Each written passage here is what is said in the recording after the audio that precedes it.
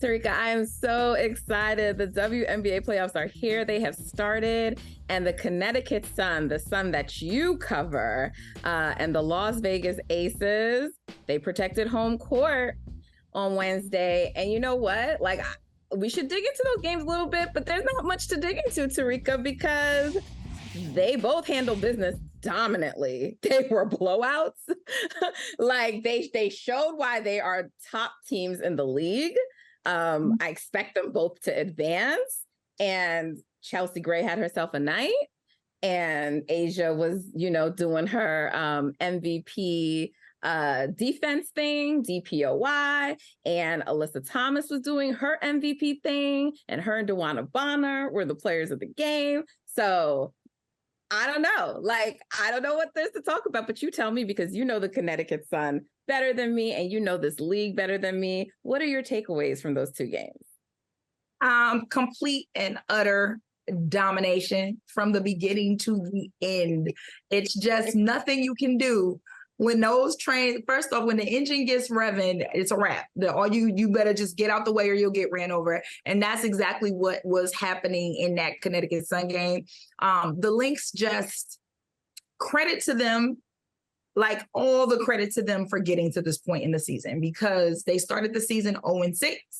Yeah, I don't think people saw that they would be a team that could be at this spot and not only getting into the postseason, but getting in the postseason and claiming a 6th seed. So that just shows, one, Cheryl Reeve is one of the greatest coaches to ever coach in this league. 2, Nafisa Collier is one of the best players to play in this league in her young career, and she still has so much time ahead of her. But they are still inexperienced, and they are still finding trouble scoring. And that is a recipe for disaster when you are going up against one of the best defenses in the WNBA. So it was difficult for them to score. Listen, I wasn't expecting Connecticut to shoot the lights out of the gym, though. They 16 three-pointers, and DeWanna Bonner, big shot Bonner. She had a 15-15 game. She had 15 boards, 15 points, and 6 assists. She was close to getting a triple-double herself, right? So, and also climbed up the all-time playoff scoring leaderboard, number 5 now. And the only names above her, I mean, look, everyone on that list are legends, but come on, DeWanna Bonner. I know. DeWanna Bonner is a Hall of Famer just waiting. The moment that her career is done, she's first ballot without a shadow of a doubt. But yeah, it was very one-sided, the matchup. And so heading west to Las Vegas, it didn't look much different, okay? Because the Big Four, and my girl Monica came up with this great acronym calling them JACK. So Jackie Young, Asia Wilson, Chelsea Gray, and Kelsey Plum. Yes. I love that. I loved it when she said, shout out to Ma. She keep it, like, she just comes up with a great acronym off the top with the colors. The coloring is what really did it. But they share the ball so incredibly well, which is something that good teams have to do. You had 4 players that were in double figures.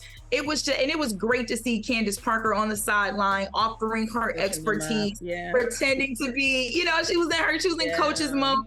We're really not ready to see Coach Candace, not yet. But with all of that being said, I don't think we saw anything that we didn't expect to see. We knew it was going to be a struggle for Chicago to go up against that juggernaut in Las Vegas. We expect teams like Connecticut and Las Vegas to be able to hold home court. And I think we expect come Sunday that they will be able to close the deal and move on to the semifinals.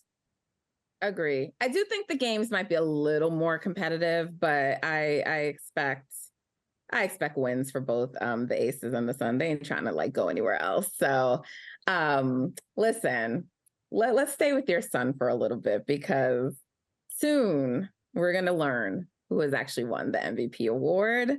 You are a voter, and we've talked about this constantly on the show. We know my pick is Asia. We know your pick is Alyssa Thomas. Both are worthy of it. And we know Breanna Stewart is out there.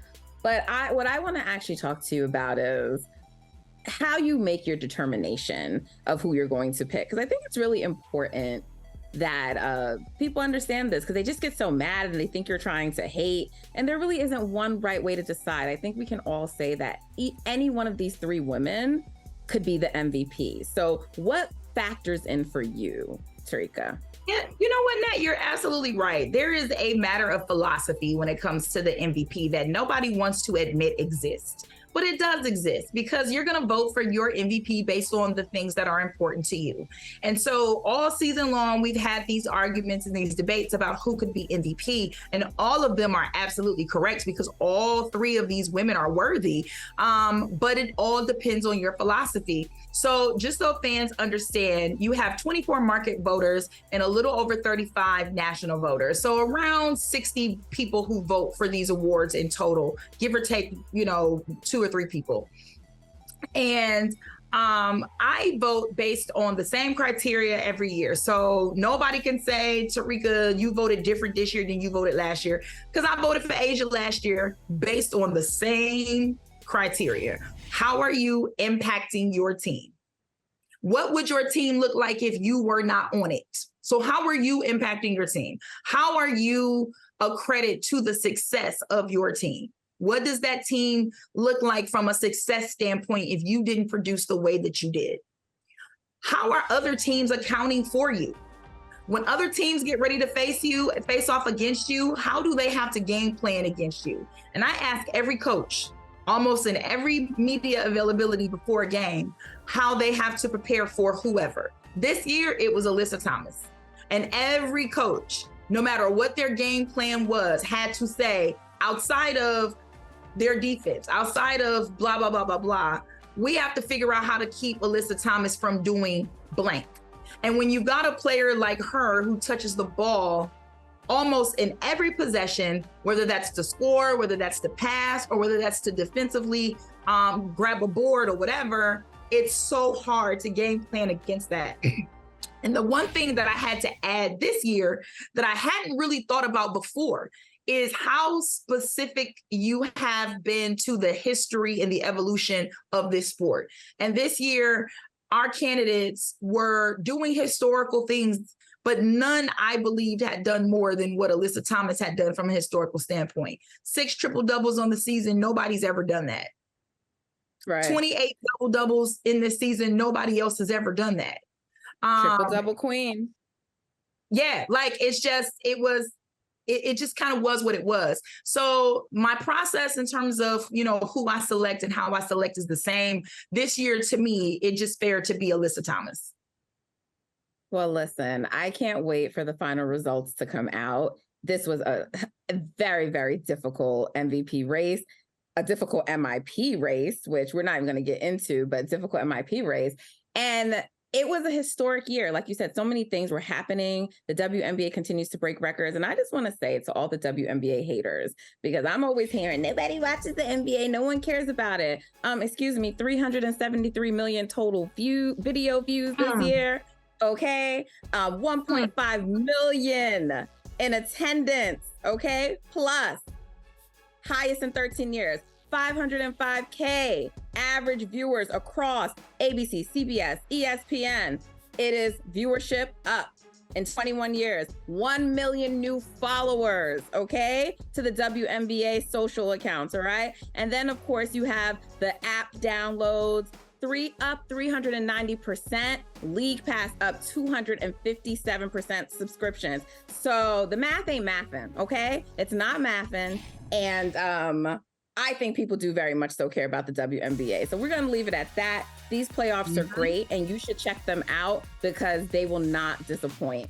Hey, thank you for watching Brother from Another. If you haven't hit that subscribe button, go ahead and do that now. Don't forget, you can catch us 3 to 4 weekdays on PeacockTV.com and on Sirius XM Channel 85.